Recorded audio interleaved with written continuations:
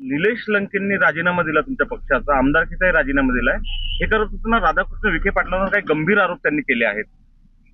हे बघा, नियमानुसार त्यांना जर त्यांनी पक्ष सोडला तर राजीनामा त्यांना देणं क्रमप्राप्त होतं. प्रांताध्यक्ष सुनील तटकरे साहेबांनी पण सांगितलं होतं त्यांना पक्षात राहता येणार नाही, कारण तसा नियमच आहे, पक्षांतर बंदीचा कायदाच तसा आहे. त्याच्यामुळे आज ते फक्त लोकसभेच्या लालसेपोटी त्या ठिकाणी गेलेत आणि विखे पाटील साहेबांच्या सोबत नेमकं कोणाचं वैर आहे हे नगर जिल्ह्याला चांगल्या पद्धतीनं माहीत आहे. निलेश लंके हे अत्यंत सामान्य कुटुंबातली व्यक्ती आहे. त्यांच्या खांद्याचा वापर त्या ठिकाणी आपलं राजकारण सार्थकी करायला काही लोक करतायत. जर खरंच त्यांना लोकसभा तुतारी गटाला लढवायची होती तर त्या कर्जत जामखेडच्या आमदाराला त्यांनी उतरवायला पाहिजे होतं. पण जाणीवपूर्वक निलेश लंकेंचा बळी देण्याचं काम तुतारी गटाकडून या माध्यमातून झालंय. आम्ही त्यांना रोखण्याचा प्रयत्न केला पण ते थांबले नाहीत. शेवटी लोकशाहीमध्ये प्रत्येकाला निर्णय घेण्याचा अधिकार असतो. त्यांनी तो निर्णय घेतला. त्यांना पुढील वाटचाली शुभेच्छा.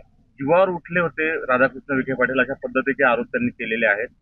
तुमच्या आमदारांना, नेत्यांना टार्गेट केलं जातंय का भाजपकडून? असं आहे की त्यांच्या पातळीवर त्यांच्या जिल्ह्याचा कसा अनुभव असेल ते मी सांगू शकत नाही. तो त्यांना कदाचित आला असेल नसेल आला मला माहित नाही. पण मात्र सध्या महायुतीमध्ये सगळे एकत्र असताना असा काही कुठं प्रकार महाराष्ट्रात घडत नाही. पण आता जातायत लोकसभा लढवायला तर शेवटी जे विरोधक असतात त्यांच्या विरुद्ध काहीतरी बोलायला मुद्दा पाहिजे असतो. त्यामुळे लंके साहेबांनी ते वक्तव्य केलं असावं. एक सर्वसामान्य चेहरा समजला असतो निलेश लंकेचा, पक्षाला याचा काही फटका बसेल का? नाही, एक लक्षात घेतलं पाहिजे की पक्ष हा प्रवाह असतो. आता अनेक लोक गेले, अनेक लोक जात आहेत, पण पक्ष कधी थांबत नसतो. राष्ट्रवादी काँग्रेस पक्ष अजितदादाच्या नेतृत्वात भक्कम आहे.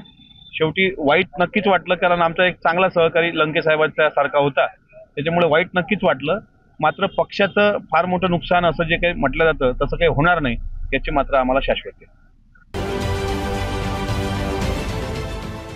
देश विदेशातील प्रत्येक घडामोडींचे लाईव्ह अपडेट मिळवण्यासाठी आता साम टीव्हीच्या सर्व सोशल मीडिया प्लॅटफॉर्मला लाईक, फॉलो आणि सबस्क्राईब करा. तसंच सर्व नोटिफिकेशनसाठी बेल आयकॉन प्रेस करायला विसरू नका.